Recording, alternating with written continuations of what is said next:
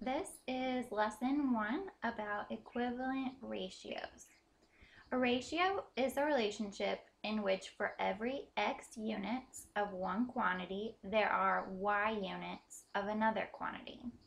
Another way we commonly define a ratio is a comparison of two numbers. The quantities x and y are the terms of the ratio. You use ratios to make comparisons. The ratio of the number of circles to the number of squares can be written in 3 ways. 2 to 1 using the word 2, 2 to 1 using a colon, or 2 over 1 also can be read as 2 to 1, like a fraction. A lot of times we think of fractions and ratios in very similar ways. So the terms of the ratio are those numbers, 2 and 1. 2 and 1 are the terms of the ratio.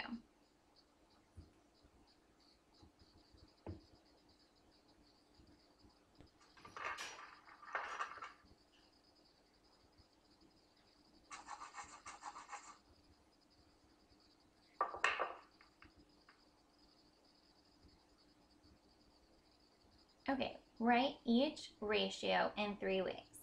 All right, first, the number of solid colored balls to the number of striped balls. Okay, solid colored balls, 1, 2, 3, 4. Striped balls, 1, 2, 3, 4, 5. So we can write that in 3 ways. We can say 4 to 5. We can write it using a colon or in fraction form, 4 over 5.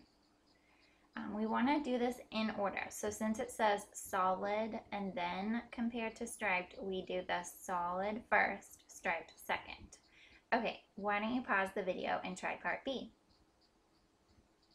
All right, the number of even numbered balls to the number of odd numbered balls. Okay, even. 1, 2, 3, 4, 5, 6.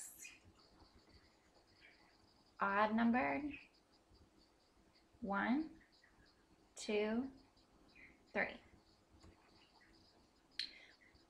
6 to 3, we could write this 6 to 3 or 6 over 3. Now, just like with fractions, we usually reduce them when we can, and we can do that with a ratio too. We can reduce this fraction or ratio by 3. So we could also say 2 to 1. We typically put things in lowest terms or reduce our ratios and fractions when we can.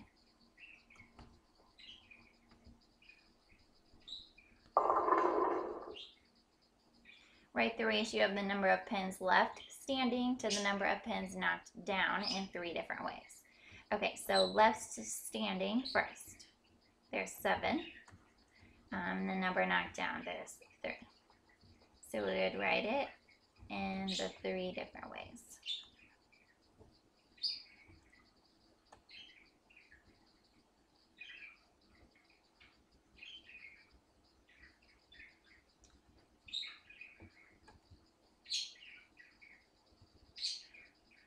This model shows the ratio 2 to 6. Here 2 will be blue circles to 6 red squares. Here we'll be looking at equivalent ratios, which are ratios that express the same relationship. You can find equivalent ratios by multiplying or dividing each term of the ratio by the same non-zero number. So we have a ratio to begin with. To find an equivalent ratio by multiplying, multiply each term of the ratio by the same non-zero number. You can multiply each term by 2. First, multiply 2 by 2.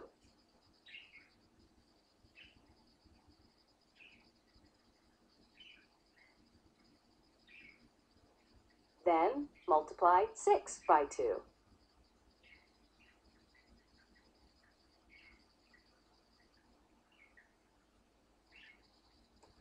You may be wondering why they chose to multiply by 2. Well, we can multiply by any number and we'll still have an equivalent ratio. The numbers have changed. Now it says 4 to 12. but the relationship between the circles and the squares remains the same. And you can still see that pattern that we started with within our picture. Every time we see 2 circles, we see also with that 6 squares. The ratio 2 to 6 and the ratio 4 to 12 are equivalent ratios. To find an equivalent ratio by dividing, divide each term of the ratio by the same non-zero number. You can divide each term by 2.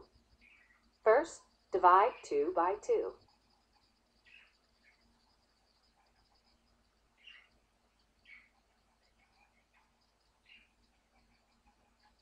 Then, divide 6 by 2.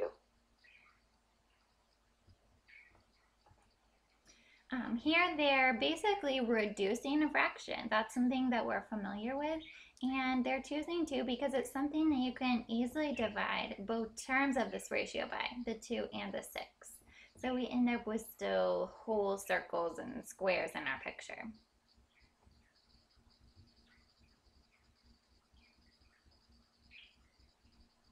The ratio 2 to 6 and the ratio 1 to 3 are equivalent ratios. So, the ratios 1 to 3, 2 to 6, and 4 to 12 are all equivalent.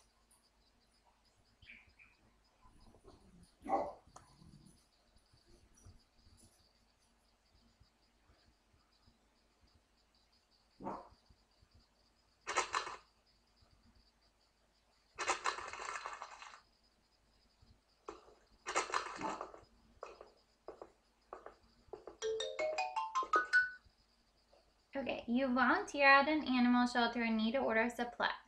You know that the ratio of kitten supplies to adult cat supplies for each category is equivalent. Complete the table.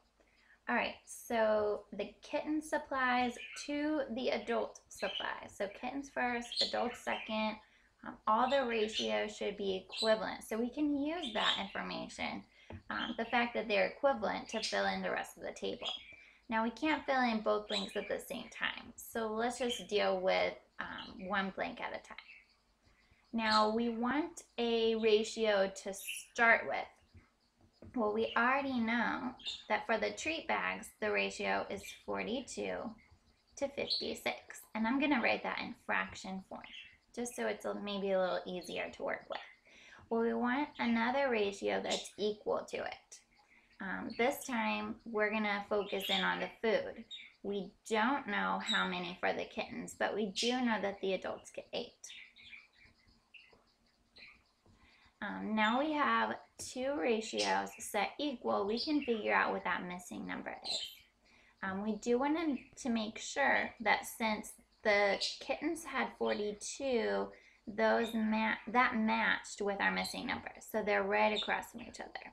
And since the adult cats had 56, that matches with the 8 for the food. Ratios have to line up and match everywhere. Like, again, remember, we're doing kittens to adults. Kittens first, adults second. If we always just keep things in order, then we won't run into any problems. All right, so how to find that missing number? Well, just kind of look at these numbers and see if we can figure out how they're related. If we take 56 and we divide it by 7, we get 48. So let's take 42 and also divide it by 7. Because we know we can take a ratio and divide it by something or multiply it by something and get an equivalent ratio. Well, 42 divided by 7 is 6. So that must be our missing value.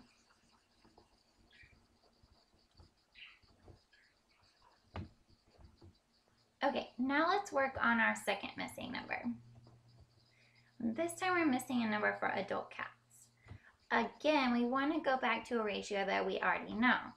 Now we know 2 ratios. We know 6 goes with 8, and we know 42 goes with 56. I'm just going to stick with using 42 and 56. We want an equivalent ratio for the food in cans. So let's see, kittens first are on top, so that matches with my 42. Those are both for kittens. And then our missing number on bottom or in the denominator, because we don't know how much for the adult cat.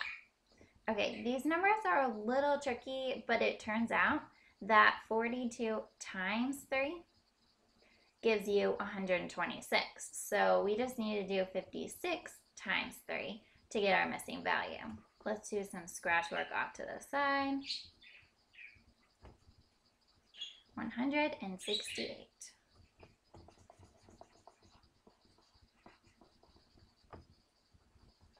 And we have both missing values.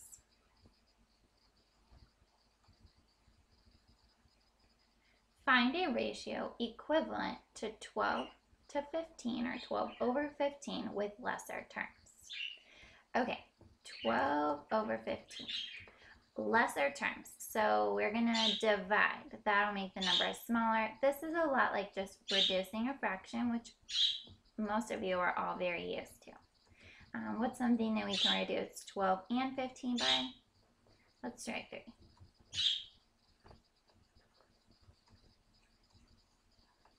Four-fifths, or 4 to 5, is a ratio that's equivalent to our original ratio, and it has lesser terms.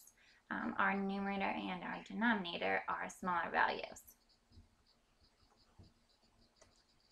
Last part.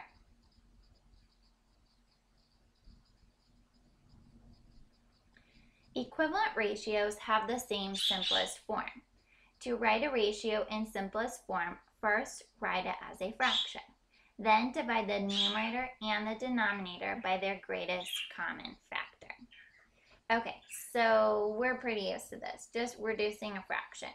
If you have like 4 compared to 8, we probably all can agree that that's similar to 5 compared to 10.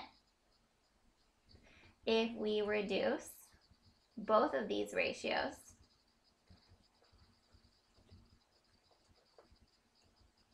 they both reduce to 1/2.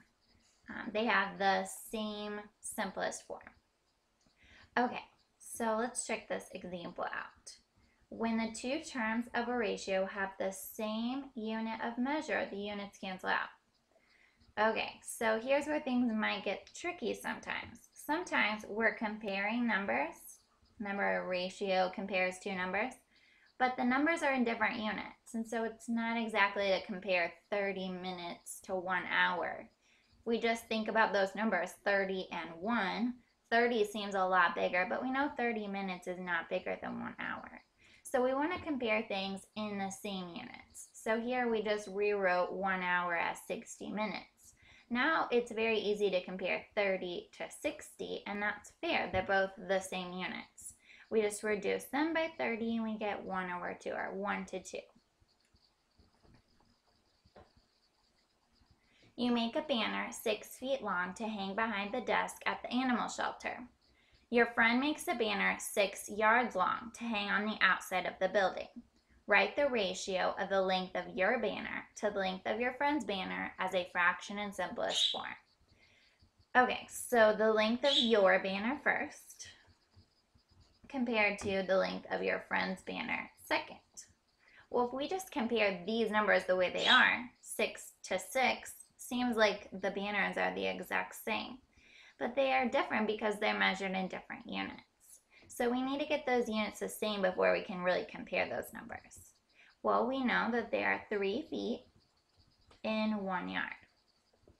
So we can multiply your friend's 6 yards by 3 and see that your friend's banner is actually 6 feet long, where yours is, your friend's banner is 18 feet long, where yours is 6. Now we can just compare those numbers. We don't have to think about what units they're in because now they're the same and it's fair to compare them. We want to reduce, since it does say simplest form, and we typically always reduce. So I'd say the ratio is 1 to 3.